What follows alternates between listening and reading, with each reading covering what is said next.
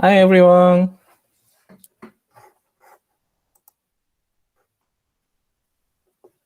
Hello.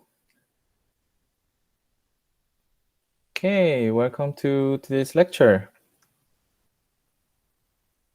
Please turn on your camera. I can't see you. Okay. Okay, so today we're going to talk about a little bit different thing, which is metric learning. So in the last 4 lectures, we discussed about the video modelings using CNNs or RNNs. And in the rest of this class, we are going to talk about some more advanced topics. So which will be not easy. So please review the materials and take your attention during the lecture. So before I start, I have some announcements. So yeah, thanks for your midterm reports. I printed all of them and ready to read. So I will try to evaluate them and give you the feedback as soon as possible. So yeah, thanks for the good job. Most teams actually did at least looks great. So for your final project, we are going to have the CVPR paper, basically. So in the final report, we expect the CVPR format up to 8 pages, but this excluding the references, but including all the figures and tables and the main contents and the texts. And in addition to that, when you submit your final reports, please submit everyone, every individual, every team, summarize each member's participation and contribution in one-page memo. It's a free form, so you can just write in any form or any language. Korean and English, not others. And your source code or your LaTeX files and all the materials that you can submit, please include in your final submission. And the due date is right before our presentation day, which is December 13th and 15th, Monday and Wednesday, which is our lecture time. This time, the deadline is 10 a.m. instead of 11 a.m. because we have to set up your presentation in the classroom. So 1 hour earlier than usual. Please keep that in mind. And your final project presentation will be graded by everyone. So unless we have any change to our COVID requirements, we are going to get together in the classroom as you took the midterm exam. So you will attend actual class and you will have an opportunity to meet everyone and we'll listen to their presentations and you will grade every team's projects basically. So that will be reflected in your final grades. So the grading will be based on the final paper, 50 points, and the presentation graded by me and 2 TAs, 50 points. And this peer grading will be another 50 points, so total 150 points. And this is an exception. I usually don't check any attendance, but this presentation, I will going to check the attendance by submitting these evaluation sheets. Okay, so you are expected to be there. If you have any conflicts, please let me know. But because this is a regular lecture hours, you probably have no other issue, I hope. But if you have any issue, please let me know in advance. Otherwise, you are expected to be there. And if you don't submit these evaluation sheets for the other teams, your peer grading credits will be 0 because of this attendance. So that's the rule. And another thing is the final exam. So we are going to have the final exams in a similar format as the midterm in class, in closed book, on December 6th, Monday. So it's also in the in-class. And the coverage is after the midterm. So starting from lecture 11 until 20. And the topics in the first half will not be directly asked. But for some questions, you may have to know the main ideas there. So the detailed questions may not be asked directly, but I expect it to know you guys to know these materials that we covered in the first half. Good? Any question?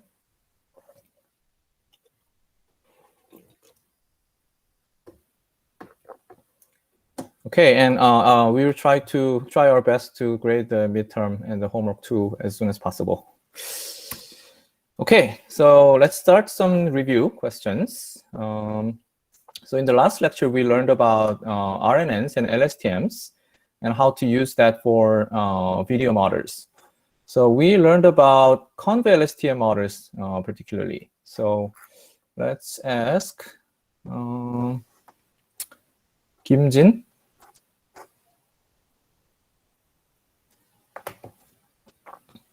Yes, Professor. Yeah, I like your mic. So yeah, can you explain how conv LSTM works, especially how they change it from regular LSTMs?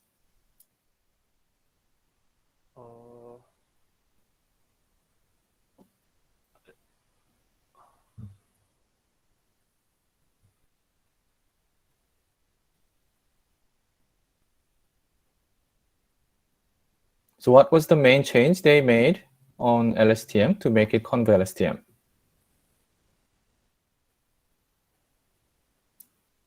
I think it's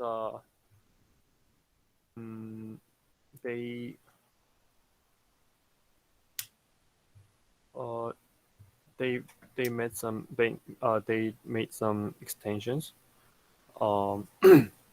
where they use input and hidden variables, and weights are based on convolution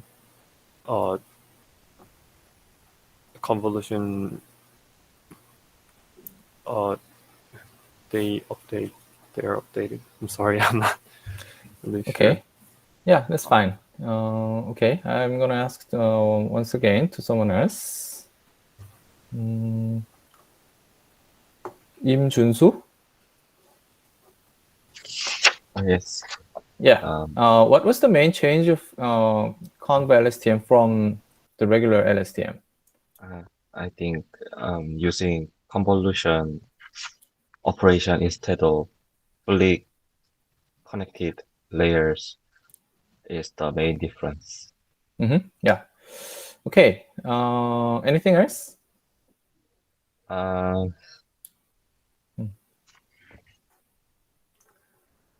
Okay, it's fine.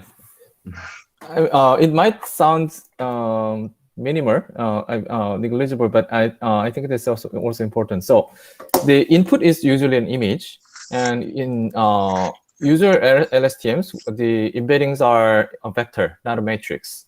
But in this conv LSTM models, they also use the two-dimensional matrix to have the hidden states. So both the hidden states and the cell states are a matrix, not just a one-dimensional vector. And based on that, they applied convolution instead of just multiplication. So actually, yeah, both of your answers have the most important idea, which is we use the convolution instead of the fully connected when we multiply the weights to the inputs. So yeah, great. That's great. And then we learned about some attention model. So I would like someone to explain what is attention model. So let me ask 최진. Are you here? You are muted.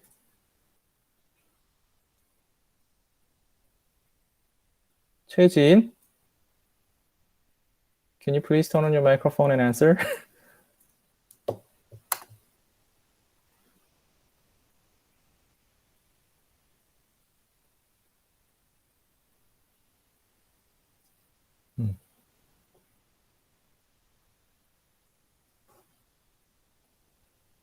Okay, it seems she has some technical problem. Okay, let me ask then Konstantin. Yes. Yeah, so in the last lecture, we learned about an attention model, and there I told 4 things are really important. So query, key, value, and attention value. Can you explain what are each of them? So the we multiply. So we multiply the prefix and the key, I think, and then we get a new value, and then we multiply that one with the values to get our final attention values. And the attention determines how much we consider each input. Great. So yeah, there are a little bit of missing stuff, so I'm gonna fill it. So thanks, Konstantin. So yeah, he answered greatly. So what is the query? Query usually it's a vector containing all the contexts which was processed so far. So remember that we are usually dealing with some sequence of inputs, and at some point, the query is the current status, which is the compact representation of the input tokens read so far or processed so far. So given that context, what would be the next hidden state and the output? That's what we need to deal with in processing the RNNs. And here, the query is the current status, and the key is the key and values. We are going to compute the similarity or relevance between all the keys, which is the candidates to be combined, and that query vector. And then, Konstantin said that it's a multiplication, but actually that's a dot products.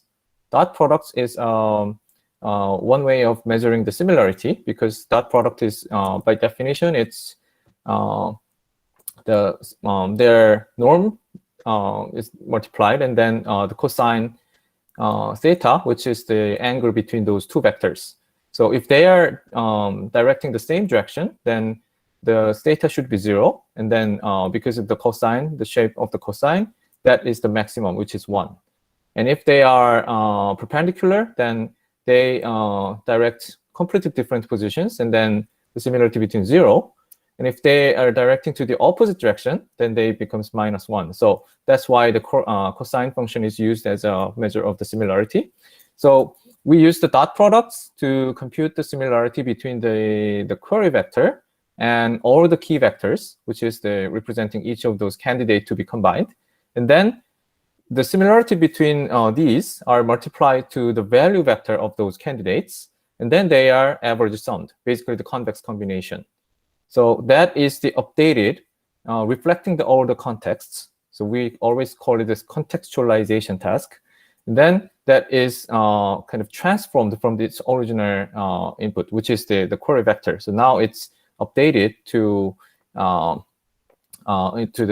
hidden states is updated to the next sequence by absorbing this step's input. So that's how we compute the attention. And this final representation, which is the convex combination of all the candidates, are called attention value. And that will be used as the context embedding until this point. And then that will be used as the query for the next step. So that is how we continue attention when you process these sequence of inputs. Great. And we also talked about visual attention models, which is we apply these attention ideas to the candidates spatially distributed instead of the temporally distributed. So please review these if you're not familiar, and because we are going to talk about a little bit more complex model called transformer based on this attention in the next lecture. So today we are going to do something else, but we'll be back to these attentions in the upcoming lecture. So please review. Okay, that's it. Any question about previous lecture?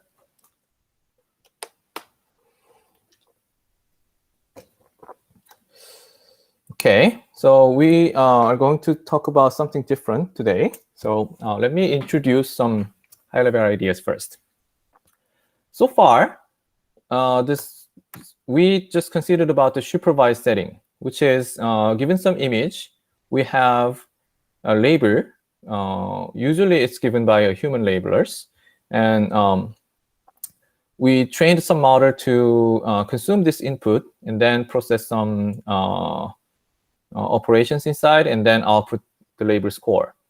So that was what we usually done in the supervised setting, either it's image or video. in today, we are going to talk about weaker supervision. So we still deal with the supervised setting. It's not unsupervised, it's still supervised, but it's a weaker supervision, which is the labels are in relative relationship form, not in the hardwired mapping like the CAD or figure skating. For example, this image is similar to this one than this one, which makes sense. We don't have any labels like this is a cat, this is an airplane, but we just have the relative relationship that this one is closer to this one than to this one. Or this video is closer to this video, even though we know that this is a short track and this is the figure skating. It's a different game, but still there are some sports in the ice rink, and we know that they are similar than to this video, which is makes sense. We just know just semantics of each of these images or videos, and they can be just labeled like this. This is closer than that one or not. So why do we do this? Metric learning is the task of learning a distance function over objects. So we would like to have some model taking 2 or more examples and output some score, which measures the similarity between those 2. So if we have only supervised setting models, then we have to have some alphanumeric similarity defined between 2 objects or 2 images. And we have to fit the regression model to output that relevance score. But do we have some information like that? How much these 2 are similar to each other? Well, we may ask some human labelers to define it, but that's subjective, too much subjective, right? So the distance may have different meaning depending on the data, and our model will learn the relationship in the training data. So for example, how much these are similar to each other? We cannot define easily. That's really subjective. What about these 2? Are they similar or not? Or these 2 are the same or different, or how much they are similar? And for novice, or for if you are not familiar with how to read these X-rays, or if you are not a doctor, basically, you don't see any difference between these 2. They are really similar. But if you are a doctor and if you are actually learning how to read X-rays, then actual meaning of these can be completely different. So similarity can be really subjective, and it depends on the context and the purpose of the data set. Or what about this? Are they similar or not? It's really hard to tell. It depends on the purpose and applications, probably. So it is common that we just have similar or not similar, some idea of the similarity, but it's easier to collect the relative similarity rather than just actual scores, which is hard to define. So in nature, it is hard to define similarity between 2 images, videos, or any objects because it's too subjective. And it also depends on the context. So traditional supervised setting may not work for this. So instead, I don't know, this was the check sign, but why? I don't know why this is shown like this, but it's totally makes sense that this image is similar to this in its semantics, which is, we know that both of them are cats, but distance between these 2 are 0.85, or similarity is 85%. We don't know. How can we define that, right? So we are going to deal with some relative relationship only to model the how to understand images or videos today, and instead of using these kind of actual scores in the supervised setting. And there are some interesting characteristics of this kind of data set. So some examples may be more fine-grained than the others. So we know that where we can see that these 2 are the same kind of cats. So these 2 are more similar than to this one, another type of cat, but they are still in the cats. But some other examples may be much easier like this. This one is more similar to this than to this. We probably agree with that, right? Cat is more closer to the dog rather than to spaghetti. So some examples are more fine-grained, or some others may not, something like this. And we can also collect some order of the similarity with more than 2 items, of course. So this one is most similar to this one, and then this one, and then this one, and lastly this one. So we may want to have some alphanumeric values to assign. For this one is 100%, like 90%, 50%, and just 1%, something like that. But it's really hard and it's too subjective. So we just want to have these relative relationships, and we would like to use this for training our model. So question, why do we want to deal with this kind of data? Because supervised setting is more objective. We have just some scores are given, and then we just want to train the model. So why do we want to do this with this kind of data? The answer is the relative similarity is much easier to collect. So as I told you, assigning some similarity scores by human labelers is possible. And if we do that with like 10 people or 20 people, then aggregated scores may somehow make sense, actually. How much do you think these 2 cats are similar? And most people may say like 100%, then it's very high score. And if it's a cat and dog, then maybe it's like 50%, something like that. We can still do that, but that's too expensive and too costly. So if we can just collect some information from the internet or in some systems, like photos taken at the same place. We usually take a lot of photos using our smartphones, and it knows that when it was taken and where it was taken. Using those informations, we can actually say that this is these 2 photos are similar to each other than some other photos. Or videos on YouTube, you watch a lot of videos in the same sessions, and they are somehow correlated. Or top images returned in a web search engine for a query. So you're giving some text query, and users actually click some images to view that once they search. And we think that we can naturally accept that those clicked images may be more similar to that query in its semantics than other photos that was not clicked. So if we aggregate this kind of signals from a lot of user sessions, then that would be quite meaningful. If each of those just one click may be somehow noisy, but if we aggregate a lot of signals, then that probably makes sense.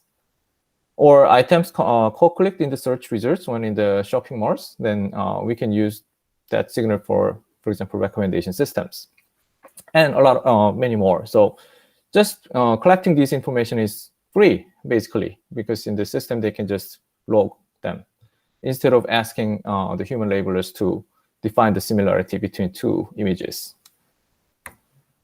So yeah, this is another example. We can actually even create positive pairs. So given this image, we can just rotate slightly, and we know that they are quite the same thing, or very related to each other, just like we do the data augmentation.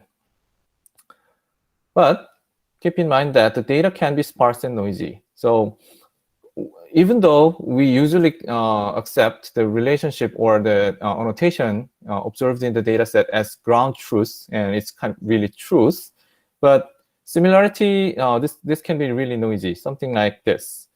It may not, for example, satisfy transitivity. A is closer to C than C, but B is closer to C than D. The C is closer to D than A. So this is not possible in mathematics, but actually that may not be an error, because similarity itself can be subjective and it's contextual. So it's hard to say that it's some error. So we have to be noisy tolerant when we build some models. Okay, when we use this kind of data, is this supervised learning or unsupervised learning?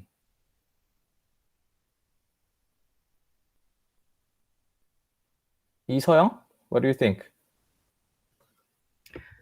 I think they are still supervised, but then we're just giving them different kinds of supervision. Yes, great. Yes, yeah, exactly. This is still supervised because the labels are not just some number or some Boolean values, but it's still in some different forms, but it's still a label. So we are going to fit our model to estimate these labels correctly, but just in using some different target functions or loss functions. So to compare, regressions we map to some real value or single value or multiple real values. Classification we map to unordered set of classes. Here, this is ordinary regression, or we can just say that we would like to map to an ordered set of classes. So this is more closer to this one than this one, something like that. So it's still supervised. And another example is the labels can be in different mode or different form. So the query is an image, and the labels are in text, for example. So this one is a better description of this image or video than this one. So if we have some data set like this, what we can do, we may train text description model or image captioning model. Given an image or video, then we would like to generate some text, and then we can use this kind of data set. But rather than the model to just memorize and just repeat the same annotations, we may just use the relative relationship between these two different texts, and this one is more closer in the syntax of this, something like that. We are going to deal with this kind of examples in the next few lectures. And this is the opposite, some label. So we can just search these terms, and then we have better matched image versus less matched images. Again, this can be still even positive if we compare to, for example, a photo of spaghetti, because this is still music video. But because it's a K-pop music video, this one is a better answer. So these are just all relative. So today, we are going to review learning to rank framework, which was developed in some research area called information retriever, which is also popular application of machine learning, but that's slightly different from the computer vision. So we are going to quickly review learning to rank framework. And then we are going to talk about two different kind of frameworks. One is the triplet loss, and the other is the contrastive learning. So we are going to talk about some computer vision applications for doing that. So one is the face clustering, and the other is the video recommendation. So actually, I was doing the research on this area for the last few years, and I'm going to show some of my work included in this video recommendation stuff today. Okay? So learning to rank. So yeah, in the next few slides, I have all the text. It's full of text, so it might be a little bit boring, but please don't sleep. So the training data consists of a list of items with some partial order specified between items in each list. And then our task is producing a permutation of those items in a new unseen list of in a similar way of ranking in the training data. So here are some examples. Document retriever. So if you search something in the web, you type something in the search bar, and then it gives a list of web pages that you can click. And then those are usually ordered by the relevance to the query, which is your text. So this is one example of the learning to rank. So the targets are the web pages, and the query, given the query, you can compute the similarity between this query and all the web pages and rank all of them and just show top 10 or top 20. And then the ground truth is usually given as the list of pages that the users actually clicked, or the human labelers can decide which one is relevant. Somehow it has the labels. For this query, this is the right answers in the data set. And our model is trained to output those correct ones in the top of the list. Another example is the recommendation systems. In this case, a user is a query because it's a personalized system. A user is a query. And in the training data, we want to have something like this. For this user, what is the items that this user prefers or likes? For example, in Netflix, you have watched a lot of TV shows or the dramas, and we trained a model for each of those users to rank other videos that you might like, though you haven't seen those yet. Something like that. So it's a user is a query, and the output is the list of items, like movies, ordered by the user's preference. Online advertising is another thing. Session is given, and what ads we should show in that page, given the context, who is the user or what is the time of the day, something like that. And we can formulate this problem in 3 ways. So the first one is the easiest setting, which is we are most familiar with. The pointwise is each query item pair is associated with a numerical or ordinal score, which is a regression or classification problem. So we, for example, we know given the query, and for each item in the ground truth, we have the target scores. This is 1, this is 0, something like that. Then we train some model to just predict its scores. That's the pointwise setting, which we are doing in regular regressions or classifications. In pairwise setting, which is most closer to that what we are discussing today, each training example is an ordered pair of 2 items for a query. So query is given, some photo, I've shown that in the previous slides. And then we train some model to predict the score per item for a given query. But now what we would like to optimize is not fitting the absolute score corresponding to each of those candidates, but relative order to be preserved. So if we know that this text is better describing this image than another text, then our model should output higher score to the first text than to the second text. But the magnitude may not matter. It's just order does matter. So that is called pairwise. So usually the goal is to minimize the average number of inversions in the ranking. If we can rank any pair perfectly in the test set, that is the perfect ranker. Probably not possible in most cases. So we'd like to maximize the chance that the order of those 2 test cases are actually correct given the ground truth. And listwise is the extension of that to more than 2 items, but this is much harder. Directly optimizing this is intractable usually. So there are some works proposed to do this in some reasonable amount of time with some approximations, but it's not the mainstream. So we are not going to deal with these listwise cases in this lecture. Okay, so ranking for the representation learning. So in classification or regression problems, which we treated until now, we trained some model not just to classify the images. That's the first purpose of the model, obviously, but also what we wanted to was having some embeddings. And we hope those embeddings actually reflect the semantics of the image or the text or whatever the input, because our model needs to compactly represent the meaning of the input object to classify it correctly. So we can take those embeddings and we can apply that for some other applications.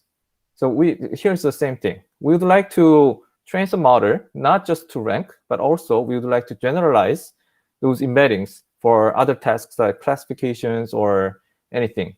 So this is even more widely used than supervised setting because, as I told you, it's easier to collect this kind of data in larger scale because in the web system you can just log and then you can collect all of those human user clicks or video watch, or in the search, you can just collect the clicks observed. So it's much easier. For example, here, by observing which face is more similar than another, the model learns the underlying criteria of similar faces. So we just teach the model that these two faces are the same, from the same person. These two are from same. These two are not from the same. Just that, by the relative order. So this face is closer to this face than to this face, and we just repeat that. And then the model should learn what is a face first, and what is considered as the same face or not, somehow. And then we can use that embedding for some other tasks related to face, like face recognition, or I don't know, some applications using faces. So we are going to actually see that FaceNet paper later today. And how do we evaluate how much our ranking is correct? So I'm going to explain only one metric today, but there are a few more. But this is really widely used metric. So NDCG, or called normalized discounted cumulative gain. So what is this? So this is the definition of this metric. Actually, we can use either of these two, quite different. But the philosophy is the same. In ranking, our goal is having the correct answer on the top of the ranking. So for example, for a given query, if we have only one right answer, for example, you search Seoul National University in the web search engine, and what you expect? You would like to see the homepage of the Seoul National University on the top, and all others are less relevant to that query. So in that case, only that website has the correct one label, and all others are 0. So if we train our ranking model correctly, that website should be on the top. If we have 2 ground truths, then those 2 should be on the first and the second. The order may or may not matter, but we definitely want those 2 to be on the top 2. So the score is defined like this. The rare I is, so from I is 1 to P. Suppose you are generating 10 outputs for a given query, and then we would like to have the top, the correct ones on the top K, if you have just K answers. So when I is 1, that means the top, very top results. And if what you output is correct, then this rare I is 1. Is actually correct, then this is 1. And divide by something, just forget about that. And in the next position, in the second position, if what you output is actually not correct, then this rare I becomes 0. So if you don't divide in this divisor, then what would be this metric? It's just the sum of number of corrected answers in the list of size P. So if, for example, if it's a list of 10 items and 5 of them are correct, then this would be 5, something like that. But why do we divide by this? So this is log of 2 with I plus 1. So if this is I is 1, then it divides by log to 2, which is 1. If I is 3, then it's log 2 and 4, so it will be 2. So something like this. So this function, 1 divided by log 2 I plus 1, is looking like this. And this reflects our importance of the top positions. So relative importance based on its rank is decreasing logarithmically using this formula. So top is the most important. Number 3 is about half important. Number 7 is like 1 divided 4, something like that. It's just reduced importance based on logarithm. So it quite makes sense. Users usually click only the first one, or first and second one, but they never watch the second or third page, which is like 21 to 40 or something. So the definition of NDCG can be in these two. Usually this is linearly reflecting the relevance, and this is more like no, this is okay. The relevance can be either 0 and 1, but it can be also some real number if you have the in the ground truth, and you can choose either of these two to compute these DCGs. But it's actually the same. If this is 1, then it's 1. If it's 0, then this is 0. So if the relevance is 0 and 1, then these two are the same. But if they are the real numbers, then they will be different. So you can choose either of those one. And we're going to see some examples in the next slides. Suppose you have this kind of data set with 10 items. So you have 10 items to rank, and the relevance is shown. So for some query, number 1, 4, 6, 7 is the correct answer, and all the others are irrelevant. So if you output only one item, you would like to output one of these 4, 1, 4, 6, 7. If you output 3 things, then you would like to have 3 of these 4, 1, 4, 6, 7. What if you output 5? Then you may want to have all of these 4 included and something else, some other things. That is your best possible score. So let's compute the DCG scores for this. Suppose your output prediction is 3, 7, 5. 3, 7, 5 in that order. So 3 is incorrect, actually. So 0 is the relevance here, and divide by its position, which is 1. And in the second position, you output the correct one. So 1 divided by its position score. And the last one, 5, is incorrect. So your output is incorrect. So it's 0 divided by its position. So this is the score, 0.63. And what is the best possible score if you output 3 items? Because we have 4 correct in the list, it should be any 3 of these 4. So your best possible score for this setting is everything is 1, which is 2.13. And then NDCG is normalized by this value. So 0.63 divided by 2.13.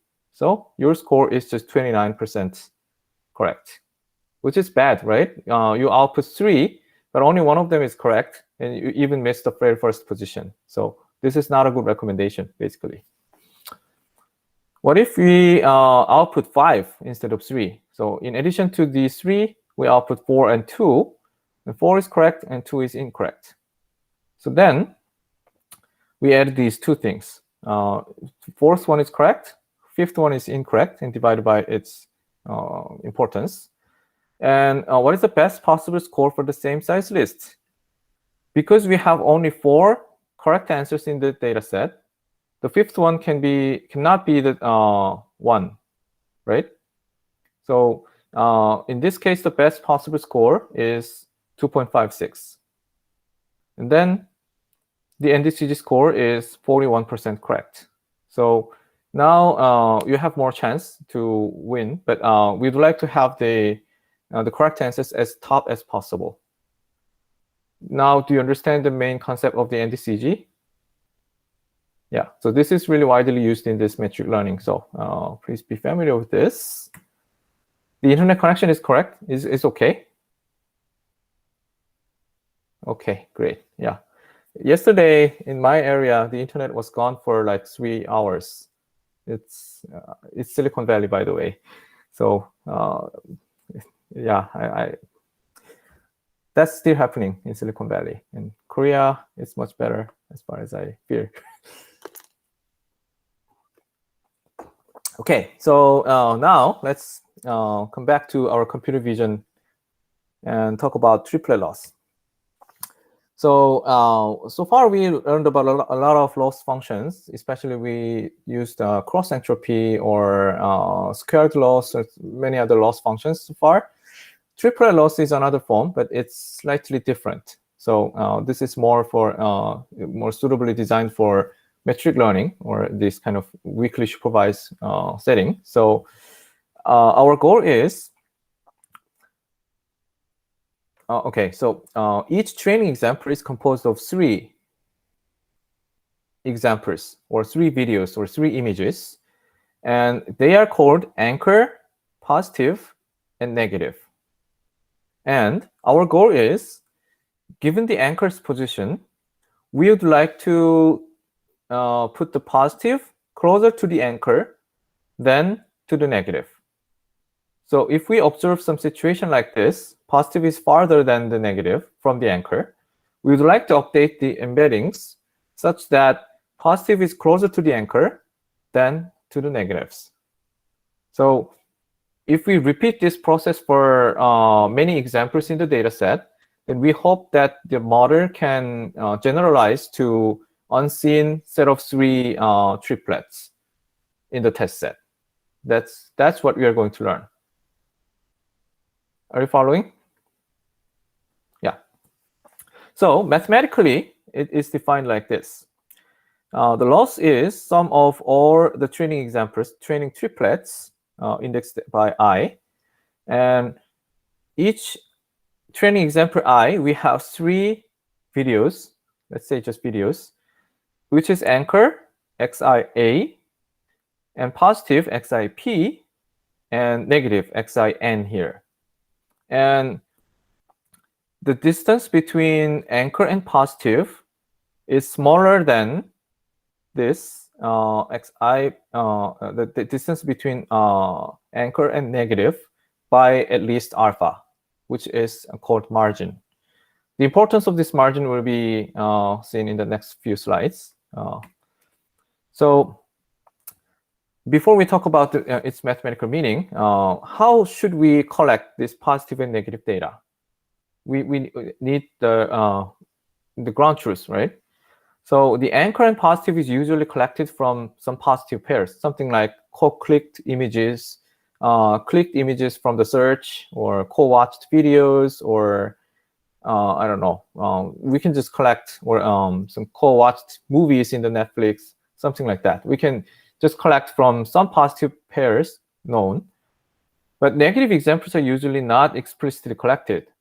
So we have to put something as a negative, and usually we just put some random negatives. So for example, we know that these 2 videos are highly related. For example, this is on episode 1 of some TV series, and this is episode 2. They are quite relevant to each other. What is not relevant to these 2 videos? Maybe some other TV series, or it's some other news or some other sports videos, but not in this TV series. So negative is usually just randomly chosen. But unfortunately, if we just randomly assign the negatives, embedding learns from this problem is usually terrible, empirically speaking. So here's why. Random negatives are usually too easy to distinguish. So I actually have some examples. This is the heart triplet. All of them are cars, and we know that the anchor is closer to this positive. They are all, both of them are old cars in the same shape. But this is relatively more modern car. So this is less similar to this anchor than this positive. But if we just randomly choose, then the triplets looks like this. These 2 are positive, obviously, but some other random things like this. So even for human, it's too easy just to distinguish these are negatives. So that's why with enough data, we just train a few iterations. The model will be able to just quickly figure out what is more relevant to this one. And then after that, it actually learns nothing. Because recall that if we are already in this kind of situation that the positive is closer to the anchor than from the negative, then loss is 0, because this will be larger. Sorry.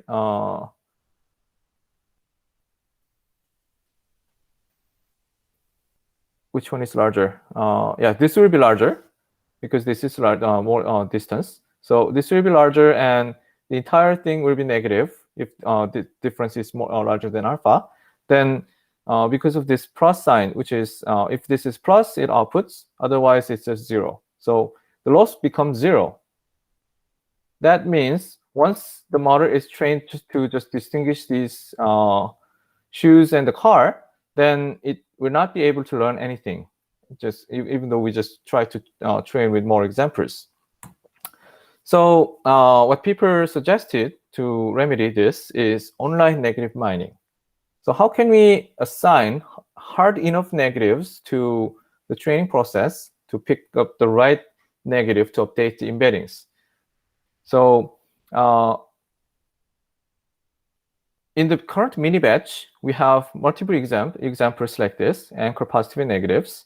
And because these negatives are just randomly assigned, we can guarantee that anchor and positive are positive enough to each other, but negative is too easy random negatives. We would like to assign some meaningful, hard enough negative instead of these random negatives. So what people do is find the closest instance. Okay, so before that, we have to compute the k-nearest neighbor for each of these anchor,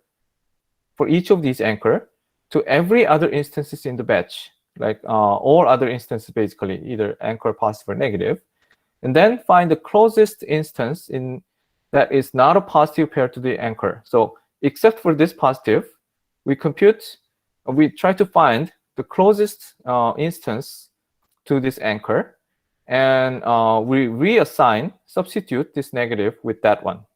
So here I have some animations. For this position, we would like to put some harder negative here among these examples, because this one is itself and this is positive, and we would like to substitute for this position. We compare against all of these other videos, and we find the closest examples using the current embeddings to this corresponding anchor, and then that is substituted with this negative. And we repeat this for all the anchors to change these negatives. And then we can always, not guarantee, but we have higher chance to have some harder negatives like this than this. This is hard negative mining. This actually really works well. And this is kind of essential if you would like to train some model using triplet loss. But the problem is this. Practically, larger batch size is kind of required, because you basically search all the videos in the mini batch. But if your mini batch is very small, like 32 or 64, then once the training goes further, the chance to have hard enough negatives in the mini batch gets smaller and smaller, because the model already learns what are positive to each other.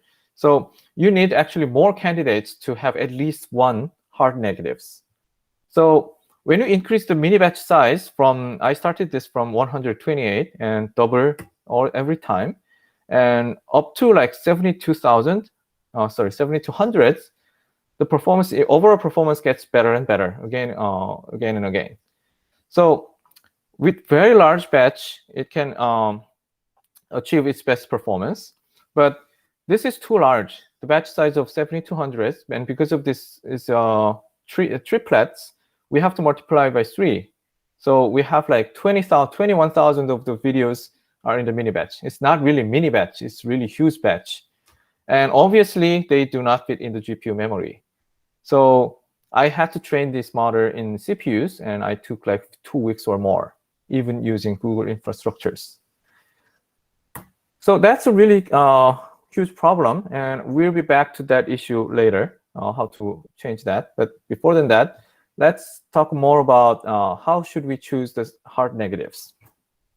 So again, this is our objective function, the loss function. And now we are going to see the importance of this alpha.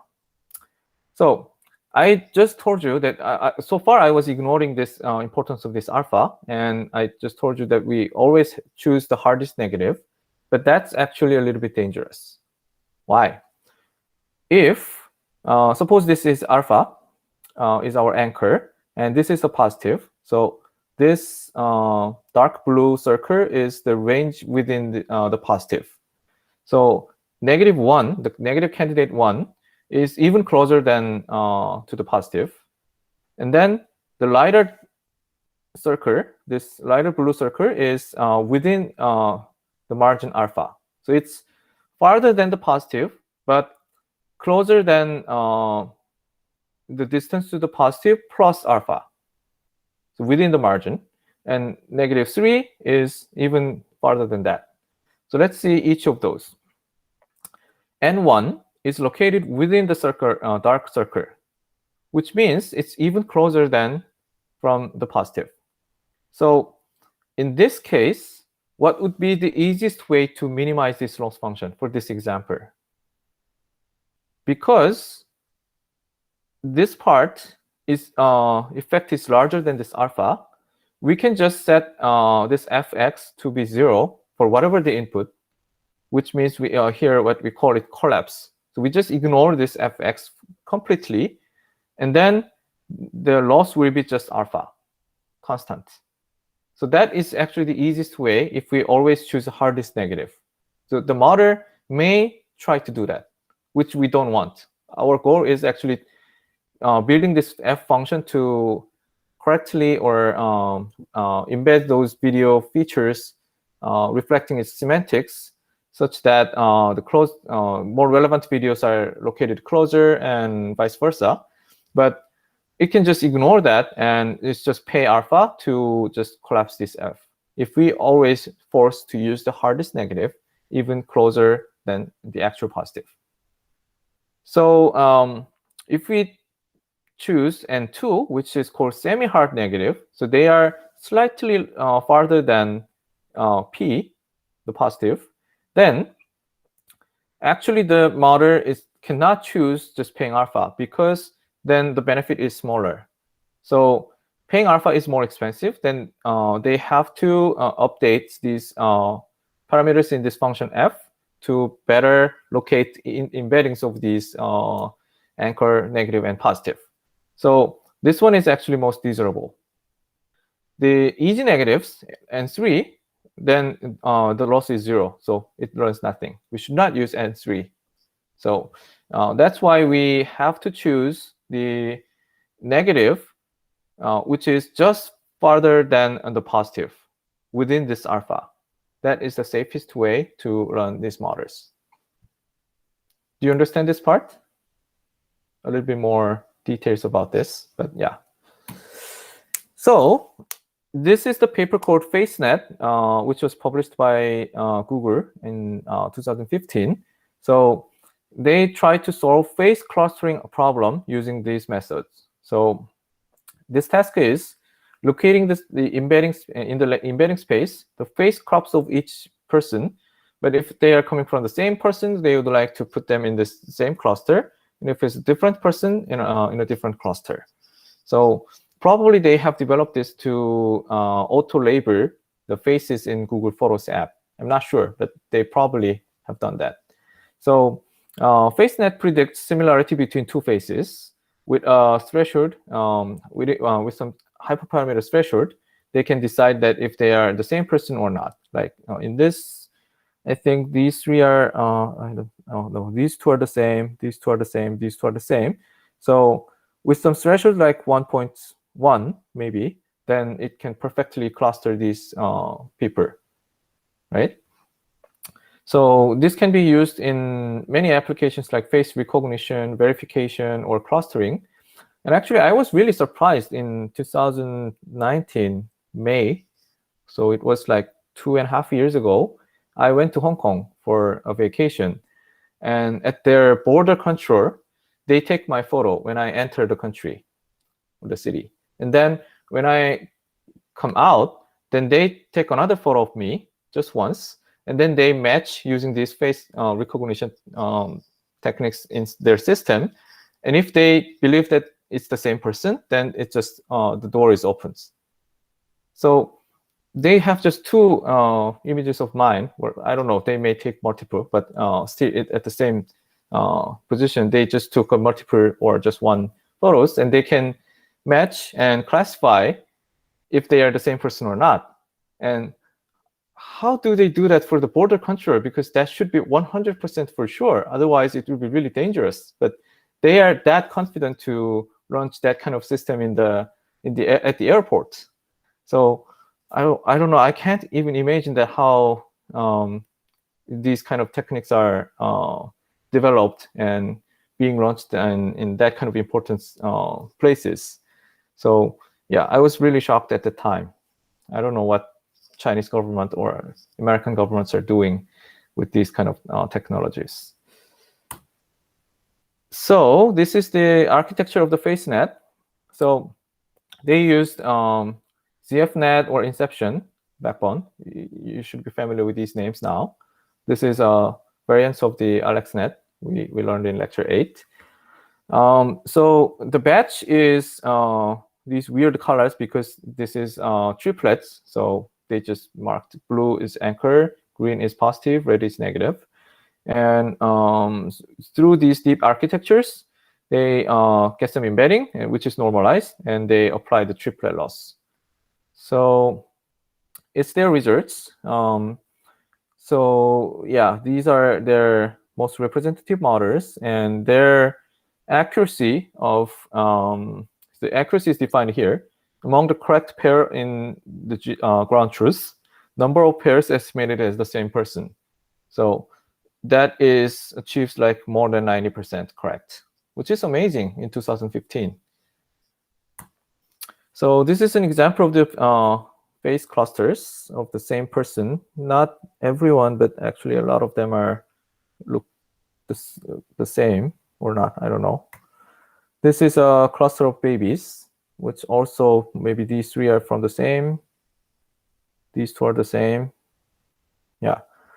So their clusters at least make some sense, right? Okay, so far I talked about the face clustering problem using this triplet loss, and I'm going to talk about my own work, which is collaborative deep metric learning. So some of you might have seen this work before if you have attended any of my public talks. But, anyway, so we apply the same idea to YouTube videos. And we would like to learn some embeddings to represent the contents of the video using the same idea. So here we take the idea of the collaborative filtering to collect the positive video pairs. So we need, again, we need some ground truths to be interpreted as a positive or relevance between two objects. And here they are the videos. So we need some concept that how much these two videos are relevant or not. So how do we collect that kind of information? So collaborative filtering, you may not be familiar with this term. And when I heard this term for the first time, they sounds a little bit weird. Collaborative filtering, it's not straightforward to understand. So here's its meaning. Users collaborate to filter relevant items to themselves by annotating their preference. So when you watch a YouTube video, you will see the buttons like this, thumbs up or thumbs down. Why do you click this? Why do you click thumbs up or thumbs down? What is the motivation for that? You want to get better recommendation from the system. So that's why you try to give some hints to the model that this is the videos I like. This is the video I don't want to see again. And then you expect that the system to understand my taste, and in the next time, you want to get some better recommendation from the system. That's the biggest motivation, that you give some feedback to the system, right? But it's not just for you, actually. In the system, it is designed to learn the patterns, general patterns that general patterns of the preference of the videos from various kinds of users, and it kind of tries to find some similar users or users with similar taste to you and recommend the videos that they have liked. So your annotation actually helps not just you, but also other people. And other people's annotation also helps themselves as well as you. So it's users are implicitly helping each other to get better recommendations inside the system, even though you don't know that or you don't intend to that. So that's why it's called collaborative filtering or collaborative recommendations implicitly. So we get the idea in this application to collect the aggregated watch history of the YouTube videos. So we know that after this video, people have watched these videos a lot. So we just count simply how many times people watch this video after this one, and this video after this one. And we can just use those as a positive signal if people have watched 2 videos in a row many times. Then it's obviously somehow it's related. So you can think of this problem as a sampling from the graph. So suppose you have a very huge graph. Each node is a video in YouTube or some system. And these edges means that those 2 are relevant to each other. In this particular case, those 2 videos are co-watched by many users by many times, and then they have edges. Otherwise, it's not connected. So you have such a graph, and we would like to sample the triplets. So just randomly choose some anchor, and then positives are one of those directly connected other videos, which means these 2 videos are co-watched by many users many times. And you sample another negative randomly. Probably we have too many videos in this graph, so even though you just randomly sample, you have very, very little chance to coincidentally choose one of these 4. So it's usually OK. So using this kind of models, I developed this CDML method. So we extract the audio-visual features from the video, and then we would like to learn some embedding space, which preserves relative relevance between the 2 videos in pairs. And then after we have these, then co-watched videos will be located closely in this embedding space. And if they are not, then they will be far away. And using this embedding space, you can search the nearest neighbors to get the relevant videos. Or using some user modelings, you can recommend videos to each individuals. Or you can also train some classifiers on top of this. So let's see some of these. So yeah, this is the model architecture, which is really simple. So the frames are selected for one frame is selected for every second. And then they go through some image feature extractor, which was Inception V3 network.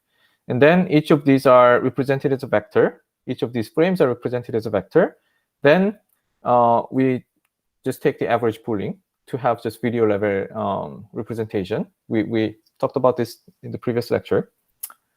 Then we have one single vector representing the entire visual signal from this video. And we do the same thing for the audio signals in a very similar way. And then in the later part, we stack a little bit more fully connected layers to further modeling. Then they are dot product. They are multiplied element-wise to have the final embedding. And after that, we use the triplet loss to optimize.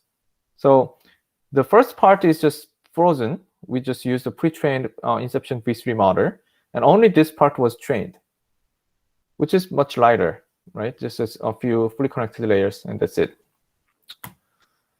So let me show some examples of the video retriever. So this is the query video. And we searched using the k nearest neighbors, what are the most relevant videos to this one. And these are what we found. So this is a music video, actually a combination of multiple music videos. And given this query, what we found are these 3 other videos. So you can see that visually they are actually quite different. Probably the music genre can be very different. But interestingly, this is the top 20 music videos from January, March, and May, even though they are visually quite different, and probably the music is also quite different, but still they are all the K-pop music videos from around the same time, which means the collaborative filtering idea actually worked here. People probably have watched these videos a lot by many times, and the embedding actually knows how they are relevant to each other. The other example is the opposite, actually. This is a video of tresse. So tresse means braiding hair in French. So this lady shows how to braid her hair beautifully in this video. And the most relevant 3 videos we found to this one are these 3 other videos. You see that these are all about braiding hairs, but this is in Russian, this is in Spanish, and this is in Korean. So probably there's no user or just little user to watch all of these videos because they are all in different language. But we were able to find out that these are relevant to each other, mainly based on the visual signals and its topicality. So to conclude, this embedding is aware of both visual signals, which was input to this model, and video-to-video relevance, which we wanted to preserve using the triplet loss. So that's why I'm just showing these 2 examples. And the limitation of this model is, I just briefly told you in the beginning. So this one requires a very large batch size for best performance.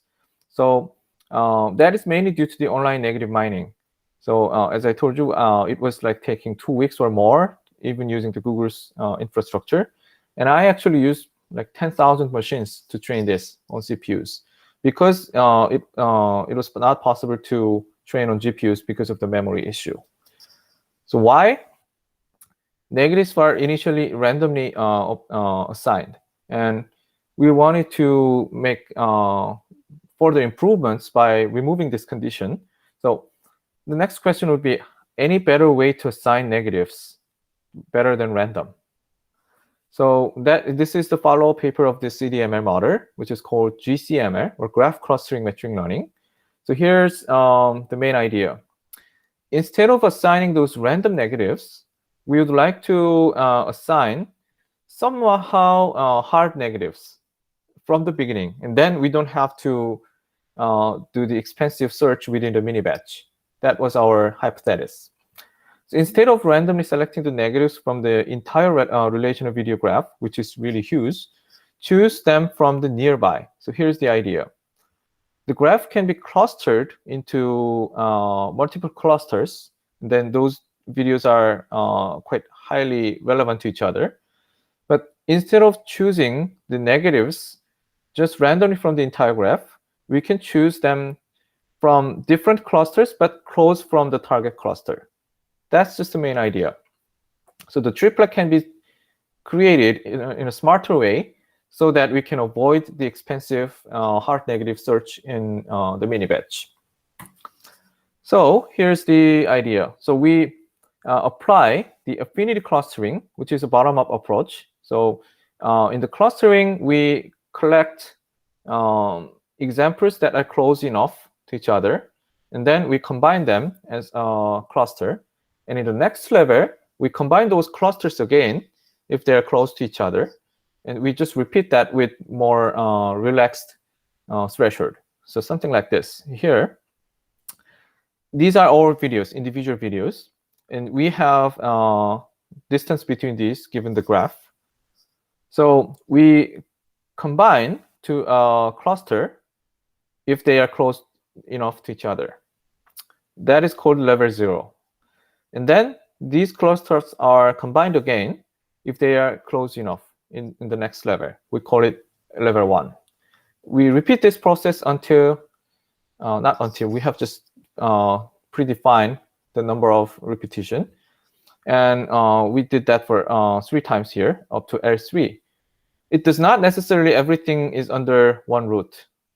There can be still multiple trees even after like L6. Because if those 2 trees are having very different types of videos, then they don't have to be merged. But in this example, they are merged at level 3. And then we want to sample the triplets. So yeah, this is called affinity tree. So when we sample, the anchor just chosen randomly, as we did. And then we choose the positive within the same cluster. And then when we choose a negative, we would like to choose from not very far, but not in the same cluster. So we decide level 1 is the level to make that decision. So this video belongs to this cluster, and then we sample the negatives from the siblings of this cluster. Sibling means they share the same parents.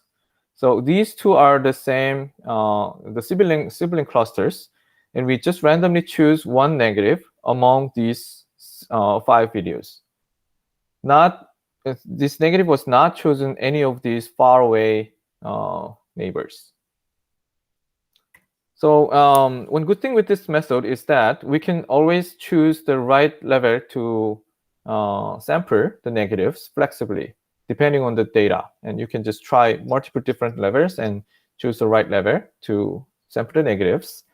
And when the semi-hard negative binding is used, the assigned negatives are actually used 100 times more. So here's what we try to verify our idea. Because we are assigning the negatives in a smarter way, now we hope that we don't have to do the hard negative binding. But in fact, if we still do the hard negative binding, the performance was actually getting better. So we were actually kind of failing to completely remove that. But still, we were able to count how many times the pre-computed negatives, the smart negatives, are actually being used, which is not substituted by other negatives in the mini batch. So we just counted that, and this one is actually showing that trends. With random negatives, the originally assigned random negative is almost always substituted, because the batch size was like 2,000. It was just the chance was very clear, close to 1 divided by 2,000, mathematically correct. But with the smart negatives in GCML, actually, one about from 8 around here, it's 12%. So for every 8 negatives, one of them, on average, were actually used using the smart triplets. So that negative was actually used for, and they were in the right difficulty level. So we didn't have to substitute with something else in the mini batch. But it's just still like up to like 15%, not 100%. So the limitation is this research aimed at removing hard negatives completely, but that was actually failed. But and also the negative binding and the large batch size was still necessary to get the best performance. So it's just half success, but it was still better than the CDML. So yeah, that was the main idea of the GCML. And yeah, the time is up. So in the next time, we are going to talk about a little bit more about the constructive learning, and we'll finish this metric learning in the next lecture. And then we are going to move on to the transformers. Okay, thanks for your attention, and please ask the question after this.